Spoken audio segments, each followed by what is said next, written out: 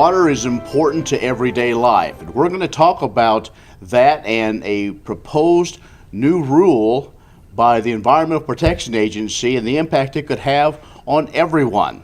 Joining us is Ken Rahjes, who is Public Policy Director for Water, and Ryan Flickner, who is Senior Director of Public Policy, both for the Kansas Farm Bureau. Well, Kent, the EPA has come out and wants to enhance in their mind, I think, the rule and definition of waters of the United States. And this has been something that's been coming, but this could also have something that could impact everyone. That's right, Ken. We learned of this just recently, of the proposed rule change that we think would greatly broaden the impacts on not only agriculture, but any type of industry across the state, across the nation. And we think that particularly in agriculture, this expansion of the rule, as we see it anyway, could affect the way that our members do business on a day-to-day, in their day-to-day operations. And as we all know, farming is a business where you need to be able to farm when it's time to farm. And if this rule is expanded the way we are concerned that it will be, or could be, we think that it is going to make farming particularly difficult to accomplish the way we have historically done it, and a way to keep it profitable in the future. And with this, Ryan, Farm Bureau has been one of those taking the lead and using some maybe new communication tools to let folks know what the impacts could be. Yeah, through our social media, we've created the hashtag Ditch the Rule campaign, where we're engaged with not only farmers and ranchers, but also the contractor associations, public health officials, golf course managers. Anybody that disturbs the soil in any way at any point during the year is impacted by this rule. And we're certainly trying to strengthen that coalition and broaden our outreach.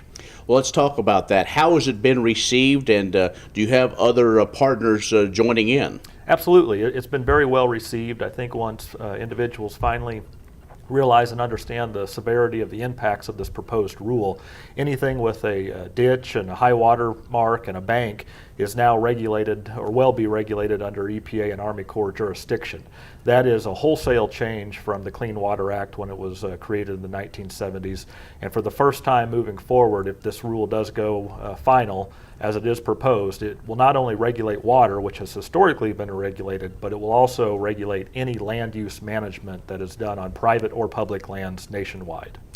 We are discussing water and the proposal to change the definition of waters of the United States. We'll be back in just a moment. This segment brought to you by Oldie Seed Farms, carrying soil-specific seed. Find them on the web at oldieseed.com. That's OHLDE seed.com. Farmers Insurance, your best protection against the unexpected.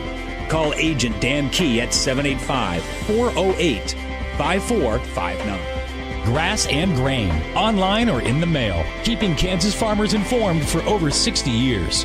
grassandgrain.com. Blue River Traders, the finest selection of Western-style furniture for your home. BlueRiverTraders.com.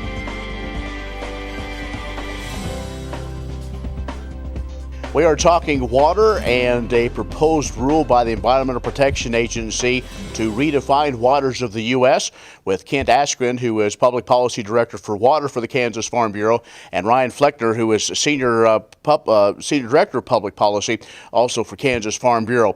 Well, Kent, let's talk about this a little bit more and the role that Kansas and Kansas officials play in all this.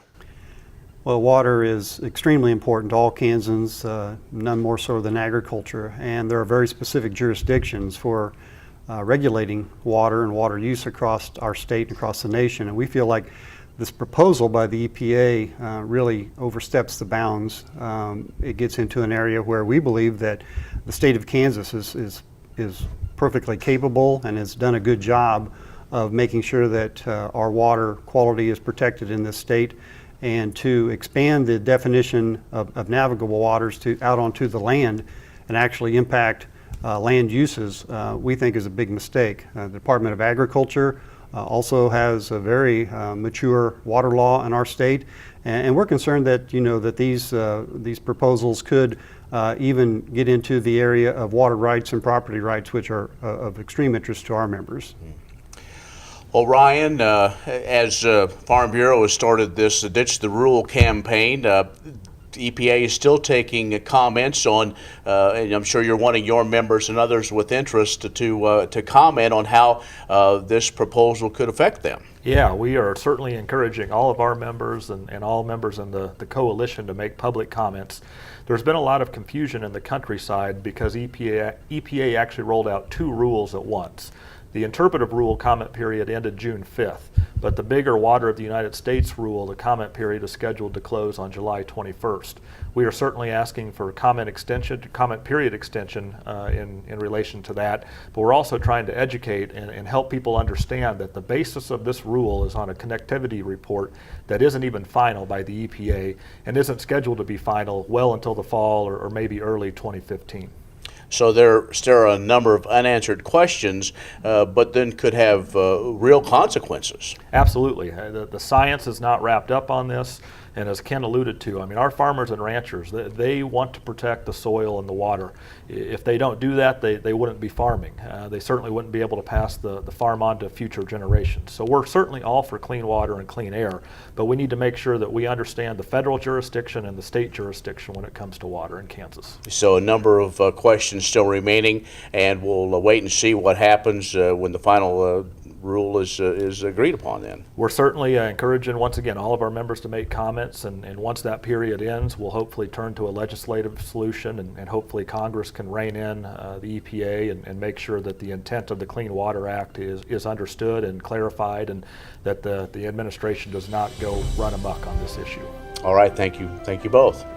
We've been talking water and the proposal from EPA on waters of the U.S. I'm Ken Rahjes for agview.net and reporting for the Kansas Ag Report.